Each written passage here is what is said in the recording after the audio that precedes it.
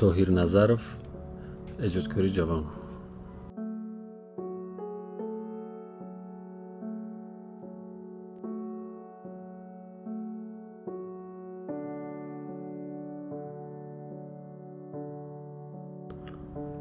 البته که ناشکری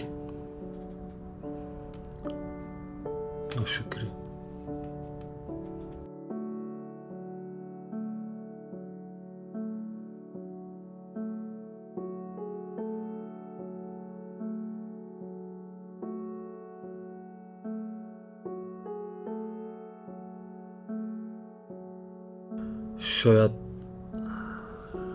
شود ولی نه در همه حالات.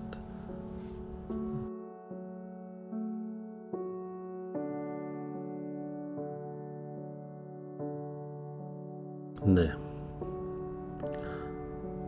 زیرا بعضا چیزهایی هست در زندگی انسان که نمیتونه از پول وابستگی ندارد. مثلا خوشبختی را نمیتونه با پول خریده، آبروی واقعیشه نمیتونه با پول خریده. یعنی بسیار چیزهایی هست که از پول وابستگی نداره. برای همین نه.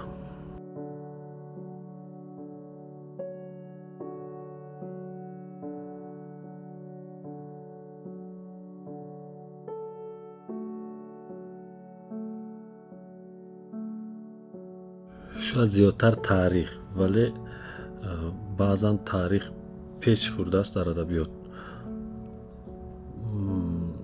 میتوان گفت هر دو.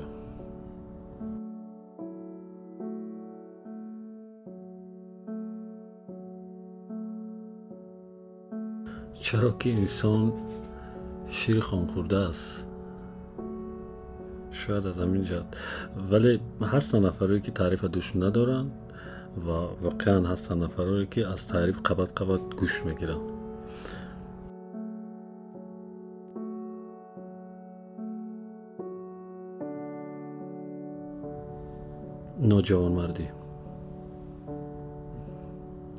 ناجوانمردی که هر نفر به میان میارد، هر شخصه، البته که میتونه به ضرر عموم باشد.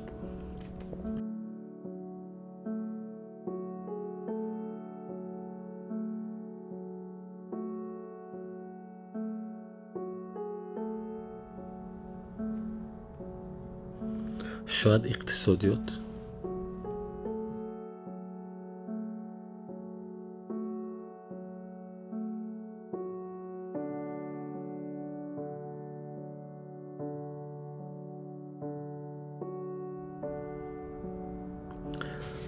زیرا که قبلا بسیار چیزهایی را که بعد از صاحب وظیفه شدن دیدن ندیده بودن. سبب همین، یعنی بسیار چیزهایی را ندیده بودن. اگر دیده بودن دیگر نشدن. فکر میکنم همین، یعنی چیزهایی که ندیده بودن یک بار دیدند و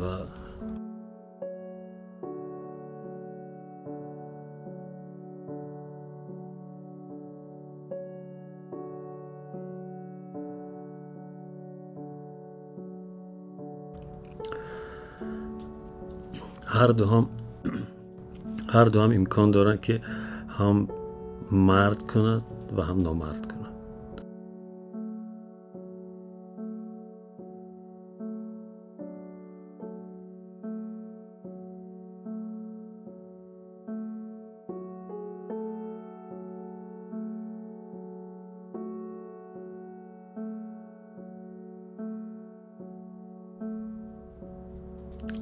ضربه های ناخودآگاه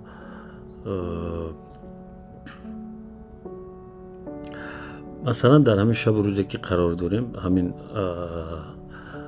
بیماری کرونا ویروس مثلا بسیاری ها رو به خود آورده است، بسیاری ها رو در تشویش گذاشته است، حتی همه در وجود خودش یک شعله را کاشته است که عاقبت این کار به چه انجام می‌یابد. تقریبا به همین چیز ناخودآگاه.